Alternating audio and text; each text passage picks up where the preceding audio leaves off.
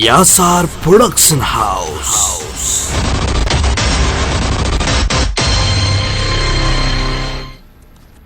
सम्मानीय सभामुख महोदय, हाम्रो जीवनकालकै र सम्भवतः मानव जातिको उत्पत्ति पछि पृथ्वीको यति ठुलो भूभागमा एकैसाथ प्रभाव पार्ने कोरोना महाव्याधिको प्रकोपबाट ज्यान गुमाउनुभएका विश्वभरिका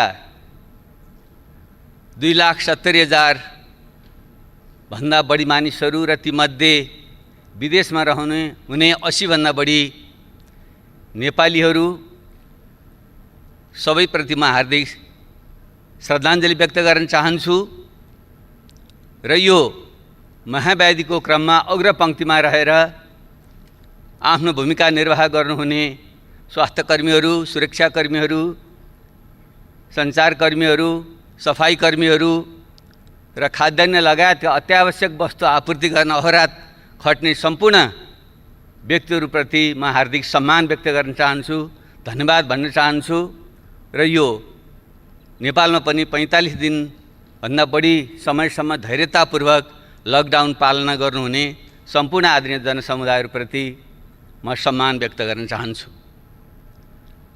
सम्मानीय सभामुख महोदय, यति बेला हामी अत्यन्त संवेदनशील क्षणमा छौँ। मानव जातिको अथवा कुनै पनि प्राणीको निम्ति आफ्नो प्राणभन्दा प्यारो चिज केही पनि हुँदैन। त्यसैले यो महामारीबाट हामीले आफ्नो जीवनको रक्षा कसरी गर्ने भन्ने प्रश्न नै यति बेला सबभन्दा महत्त्वपूर्ण प्रश्न हो। संयोगले भनौँ अथवा वातावरणीय अथवा प्रतिजन्य कारणले भन्यौँ, अहिलेसम्म हामीले नेपालमा त्यति धेरै ज्यान गुमाउनु परिरहेको अवस्था छैन। फेरि पनि यो कोरोनाबारे अझै वैज्ञानिक निष्कर्ष ननिस्किसकेको अवस्थामा यो कहिलेसम्म रहन्छ, यसले कति क्षति गर्छ भन्ने कुनै ठोस निष्कर्ष छैन। कतिपय विज्ञहरूका भनाइअनुसार यो केही तल झरे जस्तो हुन्छ र फेरि यो माथि आउँछ र फेरि झर्छ। यो क्रमले चाहिँ झन्डै 1.5-2 वर्ष पनि जान सक्छ भनिँदैछ। र नेपालकै सन्दर्भमा भनियो भने अहिले हामीसँग थोरै मात्रै सङ्क्रमितको सङ्ख्या देखिए पनि परीक्षणको सङ्ख्या हाम्रो अत्यन्त नगण्य छ। जबकि विश्वका थुप्रै देशहरूमा प्रति 10 लाख 30, 40, 50 हजारसम्मको परीक्षण गरिएको छ भने हिजोको तथ्याङ्कसम्म नेपालमा चाहिँ हामीले प्रति 10 लाख जम्मा 534 जनाको PCR विधिबाट परीक्षण गरेका छौँ, किनकि त्यो नै बढी भरपर्दो मानिएको छ। सुदूरपश्चिम प्रदेश जहाँ 1 लाखभन्दा बढी विदेशमा श्रम गरे नेपालीहरू आएको तथ्याङ्क छ, त्यहाँ आज मात्रै समाचार आएको छ त्यो परीक्षण किटको अभावमा त्यही पनि त्यो रोकिएको छ। त्यसैले हामी ढुक्क भएर बस्न सक्ने अवस्था छैन। कतिपय विज्ञहरूले भनेका छन् हामीले ठिक ढङ्गले परीक्षण गर्न नसकेको कारणले गर्दा यो सङ्क्रमितहरूको सङ्ख्या लुकेको पनि हुनसक्छ। त्यसो भएको हुनाले हामीले प्रोक्सी टेस्टको तरिकाले पनि हामीले अनुमान गर्नुपर्छ। अर्थात् प्रति महिना सम्बन्धित क्षेत्रमा मृत्युदर के थियो अथवा नेपालमा के थियो भन्नेको आधारमा पनि यो बिचमा बढ्यो कि घट्यो भन्ने तरिकाले पनि त्यसलाई पत्ता लगाउन अथवा अनुमान गर्न सकिँदो रहेछ। उदाहरणको निम्ति हालसालै इरान र टर्कीमा थोरै सङ्ख्या देखियो, उनीहरू ढुक्क भएर बसे, तर पछि वारवार ती थाहै नपाइकन धेरै मान्छेहरूको त्यहाँ मृत्यु भयो। पछि बुझ्दा तिनीहरू कोरोनाबाट तिनीहरूको मृत्यु भएको रहेछ। त्यसैले अरू तरिकाबाट पनि हामीले गर्नुपर्दछ र सरकार ढुक्क भएर बस्नु चाहिँ हुँदैन। तपाईँ हामी कोही पनि ढुक्क भएर बस्नु हुँदैन।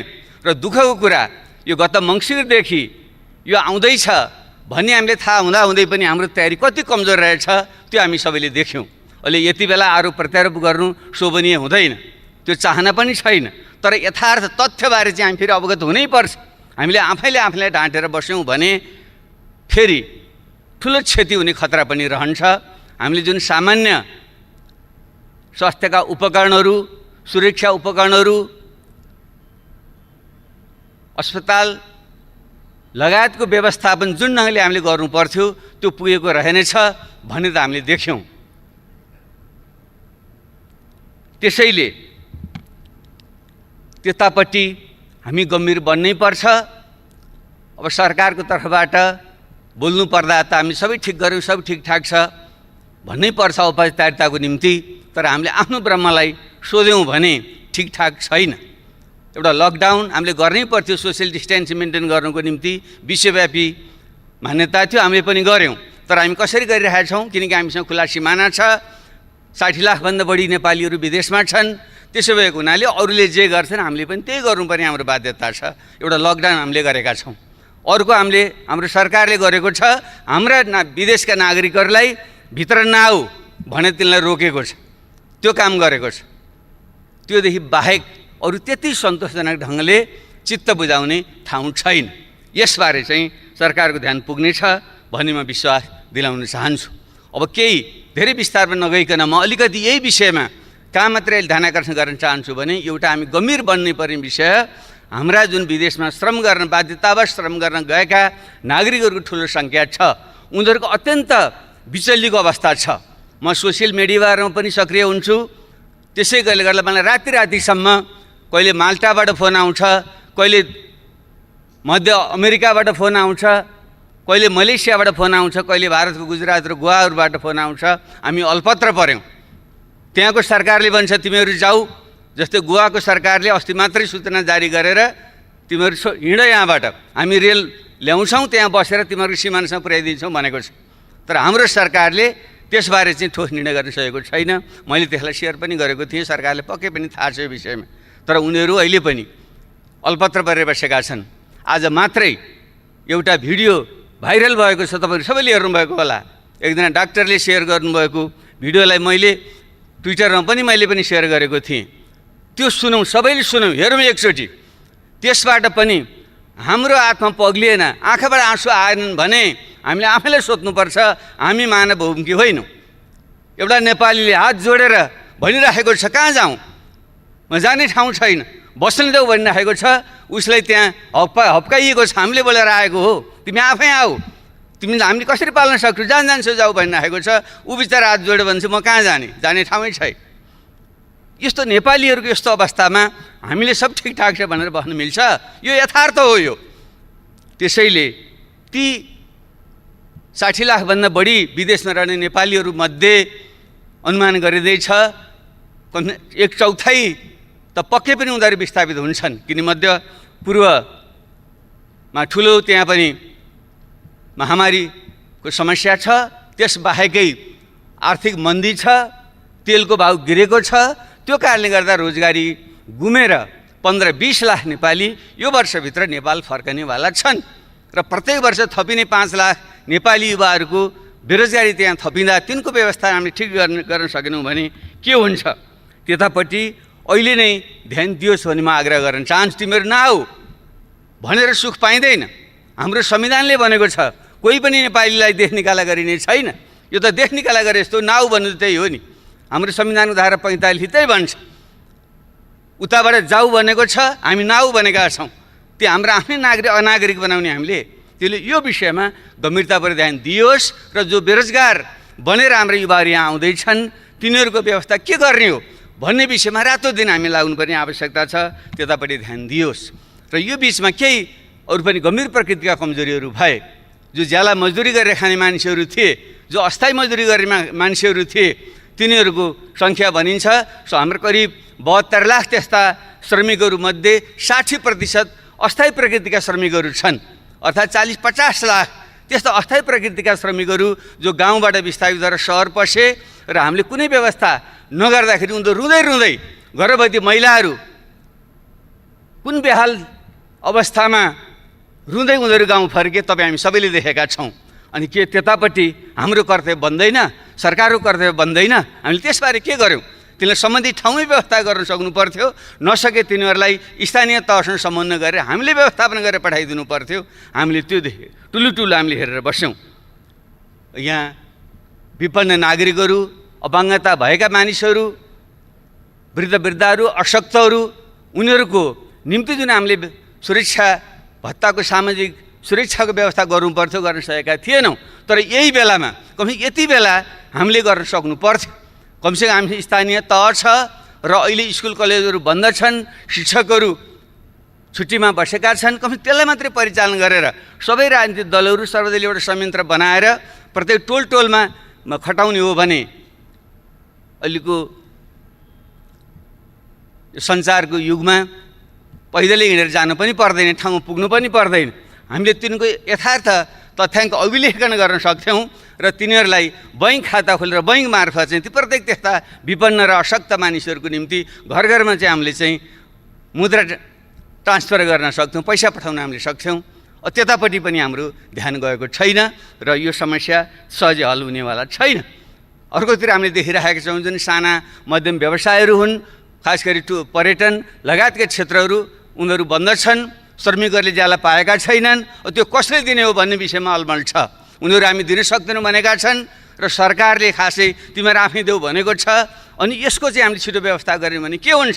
अरू थुप्रै जुन स्थायी श्रमिकहरू हुन् ती पनि भोकमै मर्नुपर्ने अवस्था छ र ती हाम्रा साना उद्यमहरू जसले 80% देशभित्रको चाहिँ रोजगारी दिन्छन् र निर्यातयोग्य वस्तुहरू तयार गर्छन्, ती बन्द भयो भने भएको यतिको अर्थतन्त्र पनि झन् चौपट भएर जाने अवस्था छ। तिनलाई राहतको प्याकेज खालि अमूर्त ढङ्गले भनिएको छ, तर ठोस प्रकारको राहतको प्याकेज जो मौद्रिक र वित्तीय प्रकरणहरूको उपयोग गरेर तिनीहरूलाई पुँजी अनुदान दिने अथवा ब्याज र करहरूको छुट दिने लगायतले जुन व्यवस्था गर्न सक्नु पर्थ्यो, जो श्रमिकहरूको ज्याला हो तिनको चाहिँ सके धनी देशमा त सबै सरकारले तिर्दिएको, जस्तै जर्मनीमा जो फ्याक्ट्रीहरू बन्द भएका छन् ती श्रमिकहरूलाई चाहिँ सरकारले जम्मै ज्याला तिरेको छ। ल हामीले त्यो सक्दैनछौँ भने पनि त्यहाँ उद्यमी व्यवसायीहरूसँग तिमीहरूले 50% तिमीहरू तिर 50% सरकारले दिन्छ भनेर पनि त उनको पेट पाल्नु पर्थ्यो। तपाईँ हामीलाई लाज लाग्नु पर्दैन। हामीले पनि त लकडाउनको बेलामा हामीले सदन हाम्रो बन्द गरेर हामी बस्यौँ, हामीले चाहिँ पुरै तलब भत्ता हामी खाने, तर श्रमिकले चाहिँ नपाउने। अनि हामीले आफूलाई चाहिँ कम्युनिस्ट समाजवादी लोकतन्त्रवादी भन्न मिल्छ? त्यसले यस्ता संवेदनशील विषय बाँकी छन्, ध्यान पुगोस्। कृषि प्रधान देश यस्तो सङ्कटको बेलामा सबभन्दा ठुलो विषय भनेको खाद्य सुरक्षा हो। अहिले यसले हामीले सिकाउने सबभन्दा ठुलो पाठ हामी आफ्ना कृषिजन्य वस्तुहरू, दुग्ध पदार्थहरू, फलफुलहरू हामीले उठाउन नसकेर, ल्याउन नसकेर, वितरण गर्न नसकेर त्यो कुहिएर बसेको छ र यता चाहिँ सहर बजारमा चाहिँ भाउ बढेर किनेर खाइसक्नु छैन। यसको व्यवस्था हामीले गर्न सक्दैनथ्यौँ भने यसमा पट्टि पनि हाम्रो ध्यान चाहिँ पुगेको छैन। उत्पादन, सङ्कलन, वितरणको चाहिँ हाम्रो नेटवर्क के रहेछ यो त राम्रैसँग उदाहरण यो, अनि यसबाट पाठ सिकेर युद्धस्तरमा हामी लाग्नु पर्दैन। त्यतापट्टि हाम्रो ध्यान पुगिरहेको छैन। र शिक्षा झन्डै 64 लाखभन्दा बढी विद्यार्थीहरू अहिले लकडाउनमा बसिरहेका छन्। युवावस्थाको जुन उनीहरू कलिलो उमेर हुन्छ, उनीहरूले ठिक ढङ्गले ओरिएन्टेसन गरिएन भने उनीहरूमा मनोरोगहरू आउने बढी गम्भीर खतरा पनि रहन्छ। अलि सम्पन्न हुनेहरूले त डिजिटल प्रविधिको प्रयोग गरेर उनीहरूलाई भुलाएका छन्, पढाएका छन्। त्यो गरिब र मध्यम वर्गका मानिसहरू हुन् जहाँ चाहिँ टेक्नोलोजीको पहुँच छैन, त्यहाँ उनीहरू चाहिँ यति लामो समय त्यत्तिकै खाली बस्नुपर्दा ती युवाहरू युवती हाम्रा छोराछोरी नानीहरूको चाहिँ अवस्था के होला? त्यसको हामीले के व्यवस्था गर्दैछौँ? अझ उल्टै अन्यथा नमान्नु होला, मैले मिडियामा सुनेको छु हाम्रो शिक्षा मन्त्रीले खुलेको भोलिपल्टै परीक्षा हुन्छ भनेर आतङ्कित जस्तो बनाइराख्नु भएको छ। के परीक्षा लिने बिचरा? उनीहरू आफै मनोरोगले चाहिँ ग्रसित हुने खतरा उनीहरूलाई भइसक्यो। त्यसैले म त सुझाव दिन चाहन्छु, यीको जुन परीक्षा छ त्यो लिन आवश्यकतै छैन। अब यसै पनि हाम्रो चाहिँ सेकेन्डरी एजुकेसन माध्यमिक शिक्षा 12 कक्षासम्म भइसकेपछि 10 कक्षाको परीक्षाको पनि खास अर्थ रहँदैन। त्यसैले स्कुलले आखिर फेरि पनि हामीले ग्रेड सिस्टममा गइसकेका छौँ भने उनीहरूलाई चाहिँ अब अहिले नै तिम्रो परीक्षा हुँदैन, आफ्नो स्कुलले जति नम्बर दिन्छ अब त्योभन्दा उच्च पढाइको व्यवस्था गर भनिदिने हो भने कमसेकम त्यो हाम्रा छोराछोरीहरू नाति नातिनाहरू एउटा निष्फिक्री भएर उनीहरू बस्न सक्छन्। यस्ता सामान्य कुरामा पनि ध्यान पुगोस् भन्ने मेरो चाहिँ आग्रह छ। अब आर्थिक कति नोक्सान पर्छ भन्ने विषयको त सायद अब हामीले सरकारबाट तथ्य पनि आउला, जो अर्को हाम्रो प्री बजेट छलफल हुन्छ, बजेट छलफल हुन्छ, त्योतिर पनि हामी जाउँला। तर प्रारम्भमा मैले अहिले भन्नै पर्छ, तपाईँ हामी सबैको ध्यान जानुपर्छ। यो अबको यो अर्थतन्त्र साँच्चै नै विश्वव्यापी रूपमा नै भनिँदैछ, दोस्रो विश्वयुद्धपछिको सबभन्दा ठुलो मन्दी यो हुँदैछ। बेलायतले त हिजो मात्रै उनीहरूको ब्याङ्क अफ इङ्ल्यान्डले घोषणा गर्यो जो 300 वर्ष पहिले जति बेलादेखि अभिलेखीकरण आर्थिक अभिलेखीकरण सुरु भएको थियो त्यति बेलादेखिको सबभन्दा ठुलो सङ्कट बेलायतको अर्थतन्त्रले बेहोर्दैछ उनीहरू भनेका छन्। त्यसै भएको हुनाले हाम्रो जस्तो कमजोर अर्थतन्त्रको अवस्था के होला सहजै अनुमान गर्न सकिन्छ र 2 खर्बदेखि 5 खर्बसम्म हाम्रो अर्थतन्त्रमा नोक्सान हुन्छ भन्ने चाहिँ अनुमान छ भने त्यसको निम्ति हामी तयारी कसरी गर्छौँ र मुख्य रूपमा त्यो 20-25 लाख जो युवाहरू बेरोजगार युवा थपिन्छन् तिनको व्यवस्था कसरी गर्छौँ, खाद्य जुन अभाव हुँदैछ त्यसको निम्ति कृषिलाई कसरी पुनर्जागरण गर्छौँ, स्वास्थ्य सम्बन्धी हाम्रो कमी हामीले देखिसकेका छौँ। त्यसैले यो रोजगारी केन्द्रित भएर कृषि केन्द्रित भएर शिक्षा र स्वास्थ्य केन्द्रित भएर हाम्रो चाहिँ यो वर्ष चाहिँ हामीले नीति कार्यक्रम र योजना बजेट ल्याउनुपर्छ। त्यो विषयमा चाहिँ हामीले फेरि बाँकी उसमा हामी छलफल गरौँला। अब अन्तर्राष्ट्रिय हिसाबले पनि यसले ठुलो चाहिँ एउटा परिवर्तन चाहिँ ल्याउँदैछ। कतिपयले भनिँदैछ अब पश्चिमको वर्चस्वको युग सिद्धियो र पूर्वतिर आयो पनि भनिँदैछ। आजको भोलि नआउला तर प्रष्ट सङ्केत के देखियो भने अब विश्वमा चाहिँ अब चाहिँ आर्थिक केन्द्र पनि अब चाहिँ फेरिन्छ। त्यसले गर्दा लगानीका क्षेत्रहरू पनि फेरिन्छन् र भ्यालु जुन चेन हो मूल्य श्रृङ्खला हो त्यो पनि भत्किन्छ। त्यो हिसाबले हामी ठिक ढङ्गले बुद्धि पुर्याउन सक्ने हो भने खास गरी चीन र अमेरिका बीच जुन शीतयुद्ध नयाँ ढङ्गको शीतयुद्धको देखिने सम्भावना देखिँदैछ र भारतसँगको चाहिँ हाम्रो जुन खुला सिमाना आदिको कारणले आर्थिक रूपमा चाहिँ बढी हामी अन्तर सम्बन्धित परनिर्भर जङ्गको छौँ। त्यसैले चीन अमेरिका भारतसँग चाहिँ यो नयाँ प्रकारको चाहिँ एउटा सम्बन्ध विकास गरेर भूराजनीतिको सन्तुलन गर्दै त्यो सङ्कट पछिको पुनर्निर्माणमा चाहिँ हामीले चाहिँ त्यहाँबाट विस्थापित भएका लगानीका जुन सम्भावना हुन्छन् हाम्रो देशमा आकर्षित गर्ने र हामीले नयाँ बनेका जुन मूल्य श्रृङ्खलाहरू हुन्छन् त्यसमा चाहिँ पेगिन गरेर त्योसँग जोडेर हाम्रो अर्थतन्त्रको नयाँ ढङ्गले चाहिँ विकास गर्ने पनि सम्भावना हुनसक्छ। त्यस हिसाबले पनि हाम्रो ध्यान पुगोस्। र अब मेरो एउटा आग्रह के छ भने हामी सबै देशभक्त हौँ। त्यसैले खेली एकले अर्काको चाहिँ राष्ट्रभक्ति देशभक्तिमाथि शङ्का गरेर हामीले अनावश्यक ढङ्गले चाहिँ विभाजित हुने काम नगरौँ। कमसेकम यो सेसनको क्रममा यो सदनको क्रममा विषयवस्तु उठ्नेवाला छ। अन्तर्राष्ट्रिय र क्षेत्रीय र यो जुन भूराजनीतिक खिचातानी छ यो अत्यन्त मुखरित भएर चाहिँ आउनेवाला छ। किनकि एमसिसीको विषय हामीले हल गरिसकेका छैनौँ र यतापट्टि आज मात्रै भारतका रक्षा मन्त्रीले कालापानी र लेपबाट उता मानस सरोवरसम्म जाने यात्रा मार्ग चाहिँ उहाँले चाहिँ घोषणा गर्नुभयो, उद्घाटन गर्नुभयो भन्ने कुरा आएको छ। जब त्यो क्षेत्र विभाजित छ भने दुई पक्षहरूमा एउटा सहमति नगरिकन एक पक्षहरूमा त्यो मार्ग खोलिदिँदाखेरि स्वत नै त्यसले चाहिँ फेरि अर्को प्रकारको तनाव सिर्जना गर्छ। यस्ता कुराहरूमा पनि हामीले राष्ट्रिय सहमति बनाएर एउटै आवाज बोल्ने र सरकारले सबैको विश्वास लिएर जाने गर्न सक्यो भने आगामी दिन यो सङ्कटलाई अवसरमा बदल्न सक्छौँ। नत्र यो खिचातानी तानातानीमा चाहिँ हामी चाहिँ झन् खराब अवस्थामा पर्न सक्छौँ। त्यतापट्टि ध्यान पुगोस्। र म अब एउटा अन्तिम र अति गम्भीर विषय चाहिँ म के भन्न चाहन्छु भने फेरि पनि अन्ततः पोलिटिक्स इन कमान्ड भन्ने गरिन्छ। सबै कुराको फैसला अन्ततः राजनीतिले नै गर्छ। तर अहिले यति बेला राजनीति र त्यसको नेतृत्व गर्ने यो सबभन्दा उच्च प्रतिनिधि संस्था यसको नेतृत्व गर्ने निर्वाचित सरकारको छवि राम्रो छैन। तपाईँ हामी सबै पनि अहिले मान्छेहरूको एउटा हामीले बोलेको कुरा कसैले पनि अहिले विश्वास गर्दैन। राजनीतिज्ञ सांसद आदि भनेकै सबै भ्रष्ट गैर जिम्मेवार सत्तालोलुप पदलोलुप भन्ने खालको जुन एउटा बिम्ब बनेको छ यो अत्यन्त खतरनाक छ। हामी कति सत्य कति असत्य हामी आफैले भनौँ तर आम जनतामा यो पर्सेप्सन परिसकेपछि राजनीति पनि प्रति नै मान्छेको चाहिँ एउटा अविश्वास आशंका वितृष्णा फैलियो भने त्यसले ठुलो खतरा ल्याउन सक्छ। र तपाईँ हामीले लडेर ल्याएको जुन सङ्घीय लोकतान्त्रिक गणतन्त्र छ त्यो नै खतरामा परेर प्रतिगमनतिर जाने खतरा पनि हुन्छ। त्यसो भएको हुनाले राजनीतिकलाई ठिक ट्र्याकमा कसरी ल्याउने त्यतापट्टि हामीले ध्यान दिनु जरुरी छ।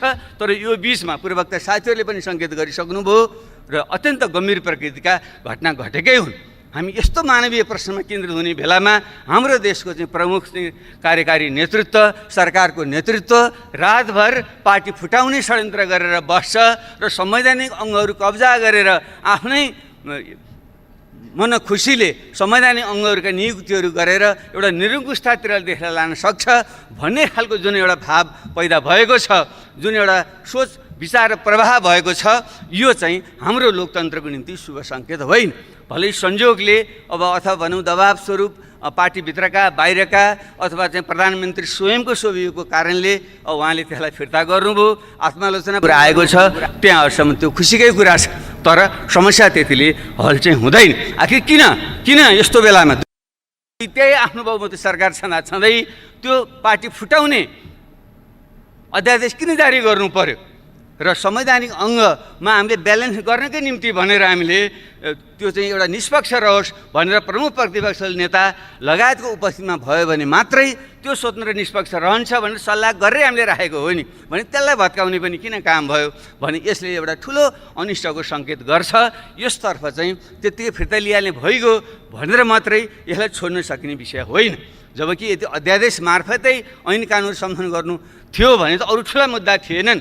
शान्ति प्रक्रियाको त्यति ठुलो भाग टिआरसी र बेपत्ता आयोग जस्ता महत्त्वपूर्ण विषय अझै टुङ्गिया छैनन्। भर्खरै भन्नु अब पनि बल्ल त्यसबारे सहमति र विधेयक आउँछ कि भन्ने कुरा भइरहेको छ। 13 वर्ष भइसक्यो, 6 महिनाभित्र हल गर्ने भनेको कुरालाई हामीले हल गर्न नसक्ने, त्यसमा सहमति गरेर अध्यादेश ल्याउन सकिँदैन थियो। म त त्यो अपेक्षा गरिरहेको थिएँ। टिआरसी र बेपत्ता आयोगलाई छिटो सम्पन्न गर्ने पुरा गर्ने ढङ्गले आइदिएको भए हामी सबैले चाहिँ त्यसलाई स्वागत गर्थ्यौँ। त्यसरी नै संवैधानिक आयोगलाई अझै जुन हाम्रो चाहिँ अङ्गहरू कमजोर भएका छन् तिनलाई बलियो बनाउनुको निम्ति अझ जनलोकपालै ल्याउँ भन्ने गरेर चाहिँ एउटा अध्यादेश ल्याउनु खोजेको भए हामी सबैले समर्थन गर्थ्यौँ। अनि यो देशका मधेसी थारू आदिवासी जनजाति लगायतले यो संहिता पहिचानमा आधारित भएन, सही अर्थको यो संहिता भएन, एउटा प्रशासनिक संहिता भयो भन्ने जुन आवाज उठाइरहेका छन् र शासकीय स्वरूपबारे हामी सबैले यो अपूर्ण छ, निर्वाचन प्रणाली अपूर्ण छ, महिलाहरूबाट नागरिकता दिने अधिकार अपूर्ण छ भनिरहेका छौँ भने त्यसलाई संशोधन गर्नको निम्ति ल्याइदिएको भए के हुन्थ्यो? हामी सबैले 100% हाम्रो सहमतिबाट जान सक्थ्यौँ। त्यसैले यसरी जुन एउटा उल्टो दिशातिर जुन राजनीति प्रभाव हुन खोजेको छ यो अत्यन्त गम्भीर छ र यसलाई विशेष ढङ्गले ध्यान दियोस् भन्ने म आग्रह गर्न चाहन्छु। अब यसैमा अझै अझै पार्टी फुटाउने विधेयक बेठी त छँदै थियो र एउटा पार्टीलाई फुटाउनको निम्ति ल्याइयो भनेर प्रधानमन्त्री स्वयंले आफ्नो पार्टीको बैठकमा भन्नुभयो भन्ने जुन अखबारमा आएको छ त्यो बन्यो भने ठुलो नैतिक प्रश्न भएन, ठुलो नैतिक प्रश्न भयो नि।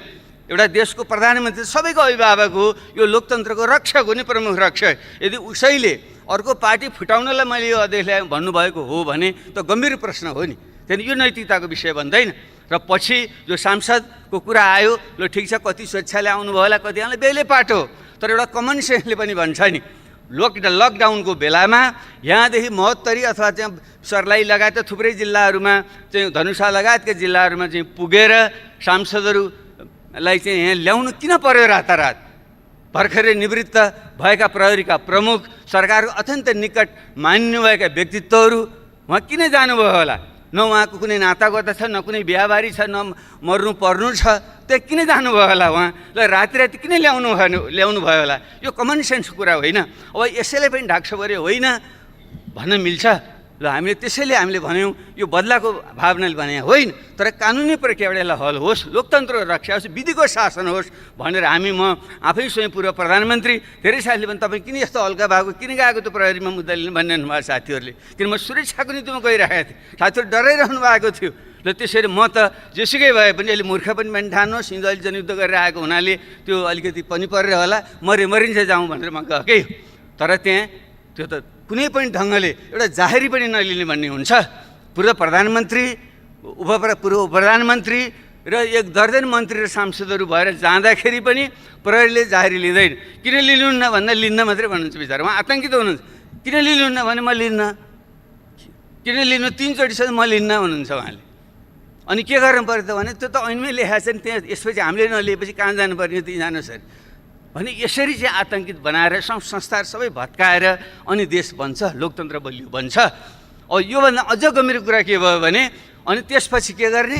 उल्टै हामीमाथि नै जो पीडित छ तिनीमाथि नै मुद्दा लगाइदिने र अनि विभिन्न ढङ्गले परोक्ष प्रत्यक्ष ढङ्गले पहल गर्ने। अब फच्चे गरौँ, तपाईँले फिर्ता लिनुहोस्, म पनि तपाईँ विरुद्ध फिर्ता लिन्छु। यही हो लोकतन्त्र। यो त गाउँमा उहिले हामी सुन्थ्यौँ नि, गाउँमा त्यस्तै खालको फटा खालका मानिसहरूले जो पीडित छ अनि त्यसैलाई मुद्दा लगाइदिने अनि त्यसपछि चाहिँ वाक्क दिक्क भएर अनि चाहिँ लो तेरो मुद्दा फिर्ता लिएँ भन्ने अनि आफ्नो उत्पीडन कायम राख्ने भने यही हो हाम्रो लोकतन्त्र, यही हो हाम्रो समाजवाद। त्यसैले सम्माननीय सभा महोदय, विषय अत्यन्त गम्भीर छ। यसमा फेरि बढी यो तिक्तता नहोस् भन्ने पनि म चाहन्छु, किनकि हामी सबै यो व्यवस्था फेल हुँदा हामी सबै फेल हुन्छौँ, लोकतन्त्र खतम हुँदा हामी सबै खतम हुन्छौँ र हाम्रो जीवनभरिको जुन यत्रो त्याग र बलिदान छ त्यो खेर जान्छ। त्यसैले हामीले आरोप प्रत्यारोप भन्दा पनि आत्मसमीक्षा गरौँ।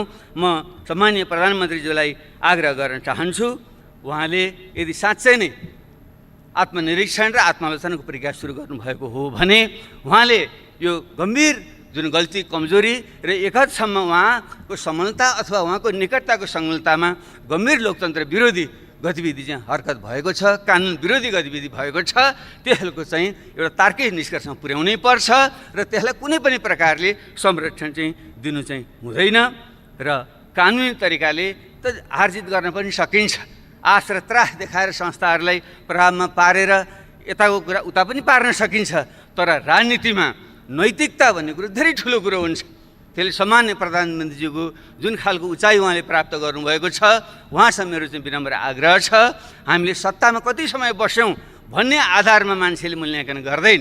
यो देशमा धेरै 38 जना प्रधानमन्त्री भइसके कसो सम्झना गर्छ मान्छेले? बिपी कोइराला 1 जनाको मान्छेले सम्झना गर्छ, अरू धेरैको त नाम पनि आउँदैन। म पनि प्रधानमन्त्री भइटो बोलेको मान्छे, मलाई थाहा छैन कति बेलासम्म मान्छेले सम्झन्छन्। त्यसले कुर्सीमा बस्दैमा पद ठुलो होइन, मान्छेले के सत्कर्म गर्यो त्यसको आधार। महात्मा गान्धी कहिले कुर्सीमा बसेनन्, उनलाई सम्झन्छन् मान्छेहरूले। जयप्रकाश नारायण कहिले बसेनन्, उनलाई सम्झन्छन् मान्छेले। हाम्रै देशमा इतिहासमा गौतम बुद्ध युवराज थिए, गद्दीमा बसेर रजाइ गर्न सक्थे, छोडेर गए, गद्दी छोडेर गए, उनी महान भए। तर उनका बाउको नाम सोध्यौँ भने उनका बाउ राजा थिए, उनको नाम कसैले पनि सम्झँदैन। त्यसैले कुर्सीमा बसेर सत्ताको प्रयोग गरेर महान भइँदैन। त्यसैले नैतिक आचरण ठुलो हुन्छ।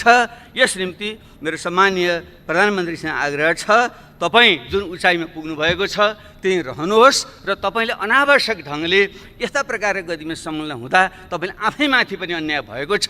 तपाईँ रोगले जीर्ण भएको शरीरलाई तपाईँले चाहिँ आराम दिनुपर्छ र यो लोकतन्त्रलाई बचाएर तपाईँ आफ्नै एउटा छविलाई पनि बचाएर अगाडि बढ्नको निम्ति तपाईँले राजीनामा दिनु नै उपयुक्त हुन्छ।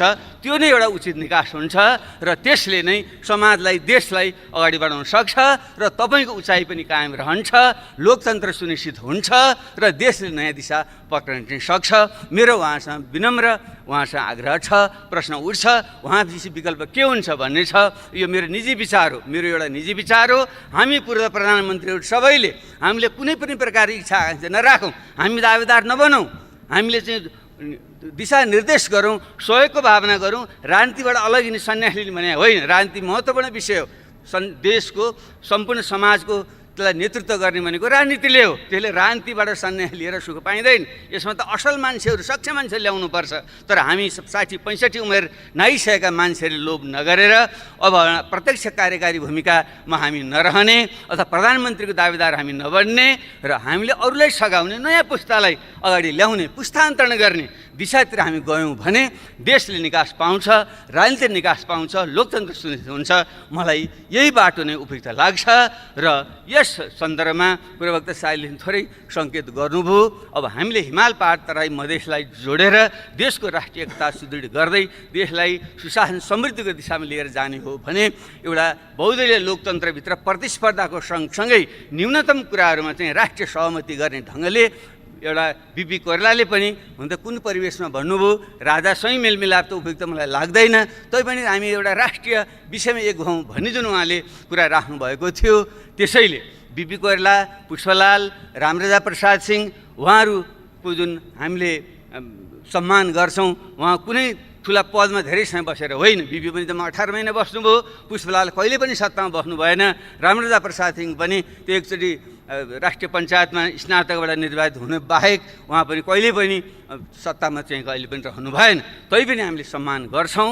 त्यसो भएको हुनाले उहाँको स्पिरिटलाई हामीले कदर गर्दै काङ्ग्रेस, कम्युनिस्ट, समाजवादी र पहिचानवादी सब शक्तिहरूको बिचमा एउटा राष्ट्रिय मिललाप कायम गर्नको निम्ति नयाँ ढङ्गले अगाडि बढौँ र त्यसै क्रममा नै अहिले हामीले जनता समाजवादी पार्टी निर्माण हामीले गरेका छौँ। एउटा राम्रो लोकतान्त्रिक स्पेस तयार होस् भन्ने चाहिँ हाम्रो चाहिँ आग्रह छ। हाम्रो कुनै पनि अवस्थामा तपाईँहरूसँग यो सरकार गिरोस् र फेरि हामीले चाहिँ च्याखे थापेर सरकारमा जाउँ भन्ने हाम्रो कुनै पनि हाम्रो मनसा छैन, हुन सक्दैन। र तपाईँहरूले नेतृत्व परिवर्तन गरेर ठिक ढङ्गले चाहिँ आफ्नै पार्टीका असल मान्छेलाई अगाडि बढाउनुहोस्। 5 वर्षलाई चाहिँ तपाईँहरूले चाहिँ जनताले जनादेश दिएका छन्। हाम्रो त्यहाँ कुनै पनि खालको दाबी हाम्रो चाहिँ हुँदैन, तर एउटा राष्ट्रिय मेलमिलाप, महत्त्वपूर्ण राष्ट्रिय मुद्दामा चाहिँ मेलमिलाप कायम गरेर अगाडि जाउँ। त्यसको निम्ति हामीले जुन रेशम चौधरी एउटा थारूहट आन्दोलनका एउटा बिम्ब प्रतीक हुनुहुन्छ, उहाँलाई जेलमा राख्नु उपयुक्त छैन। हिजो झापा आन्दोलनको क्रममा हाम्रै प्रधानमन्त्रीजी 14 वर्ष बस्नुभयो, माओवादी जनयुद्धको क्रममा थुप्रै मान्छेहरू बस्नुभयो र काङ्ग्रेसका साथीहरू थुप्रै बखत जेलमा पनि बस्नुभयो। तर राजनीतिक मुद्दा भएको कारणले अन्ततः हामीले ती मुद्दाहरू हामीले खारेज गरेका थियौँ, फिर्ता लिएका थियौँ। त्यसले रेशम चौधरीको मुद्दा पनि त्यो थारूहट आन्दोलनको, थारू विद्रोहको क्रममा भएको घटना हो, दुःखदै घटना हो, धेरै मान्छे ज्यान राम्रो होइन। त्यसलाई हामीले फिर्ता लियौँ भने ठुलो एउटा थारू समुदाय जोडिन पुग्छ। त्यसरी नेत्रविक्रम चन्दको समूह जो माओवादी आन्दोलनकै एउटा चाहिँ रेडिकल विङ त्यो थियो र अगाडि जुन बढेको छ, भलै त्यो बाटो ठिक छैन, त्यो सफल पनि हुँदैन, तर उनीहरू पनि यो कोरोनाको यस्तो अस्तव्यस्त भएको बेलामा उनीहरूलाई पनि आउने एउटा निकास चाहिँ दिँदा राम्रै हुन्छ। त्यसैले उनलाई पनि एउटा जनरल एमनेस्टी क्षमादान दिएर उनीहरूलाई पनि खुला गरिँदा हुन्छ। भर्खर अस्ति मात्रै सुने अनिल बिरै, हामी सबैले चिन्छौँ, राम्रो चाहिँ साहित्यकार कलाकार खट्ने मान्छे हुन्, उनी घाइते थियो, उपचार गराउँदै थिए चितवनमा, उनलाई चाहिँ गिरफ्तार गरेर राखियो भन्ने मैले सुने। यस्तो प्रकारको गतिविधि गरेर राम्रो चाहिँ हुँदैन। खास गरी हाम्रो पूर्व माओवादी साथीहरू नै अहिले चाहिँ सत्तामा हुनुहुन्छ, गृहमन्त्री हुनुहुन्छ, उहाँलाई व्यक्तिगत रूपमा पनि चिन्नुहुन्छ। त्यसैले त्यो एउटा माहौल बनाउँदा उपयुक्त हुन्छ। र त्यसरी सानातिना मुद्दा लाएर सांसदहरूलाई पनि फसाइदिने र चाहिँ यो निलम्बनमा राख्ने जुन प्रवृत्ति छ त्यो पनि उपयुक्त भएन। कि त छिटो मुद्दा चलाएर फैसला गरिदिनु पर्यो। कुनै ठाउँबाट सांसद निर्वाचित भएर आएको छ, विविध कारणले चाहिँ मुद्दा चाहिँ दायर हुन्छ, मुद्दा दायर हुने बित्तिकै चाहिँ सांसद चाहिँ निलम्बन भएपछि अनि त्यो क्षेत्रको प्रतिनिधित्व के हुन्छ अरू विषयमा जान्दिनँ। अब हरिनारायण रौनियार अहिले हाम्रो समाजवादी पार्टीकै तर्फबाट सांसद हुनुहुन्थ्यो, भलै चाहिँ अहिले उहाँको कन्स्ट्रक्सन कम्पनीको चाहिँ छवि त्यति राम्रो चाहिँ छैन र त्यसबारे हामीले उहाँलाई कुनै पनि ढाकछोप गर्नु पनि छैन। तर निलम्बन गर्ने तर 1.5 वर्ष भइसक्यो, त्यो प्रक्रिया अगाडि पनि बढ्दैन, तर त्यो क्षेत्र त प्रतिविहीन भयो नि। त्यसले यस्तो विषयमा पनि हामीले सोध्यो यसको निकास के हो, यो विषयमा पनि यसको अर्थ चाहिँ दण्डहीनतालाई प्रश्न दिन भन्न खोजेको होइन, तर जनप्रतिनिधिलाई चाहिँ तपाईँले एउटा निष्कर्ष नपुर्याइकन निलम्बन गरेर राखिदिनु भयो भने त्यसको मार त जनतालाई पर्ने भयो नि, त्यो क्षेत्रका जनतालाई। यसको निकास खोज्नेतिर पनि हामी जाउँ। यी ढङ्गले चाहिँ हामीले सोध्न सक्यौँ भने हामीले यो सदन जुन हाम्रो छ बजेट अधिवेशन पनि हामीले भन्छौँ, यस क्रममा चाहिँ गहन ढङ्गले छलफल गरेर अगाडि जान सक्दा देशले चाहिँ निकास पाउँछ। त्यसैले अब बल हाम्रो सम्मानीय प्रधानमन्त्रीजीकै कोर्टमा छ र उहाँले नै यसबारेमा सोचेर उचित निर्णय लिनुहुनेछ भनिन्छ। शिखर चढ्न सजिलो हुन्छ, तर शिखरमा टिक्न गाह्रो हुन्छ। उहाँले शिखरमा हुनुहुन्छ, कसरी त्यहाँ टिक्ने हो उहाँले सोध्नुहुनेछ। हामीले त सुझाव दिने हो, किनकि घोडालाई खोलासम्म लान सकिन्छ, पानी पियाउन सकिँदैन। विज्ञ सुखी अधिकम। धन्यवाद।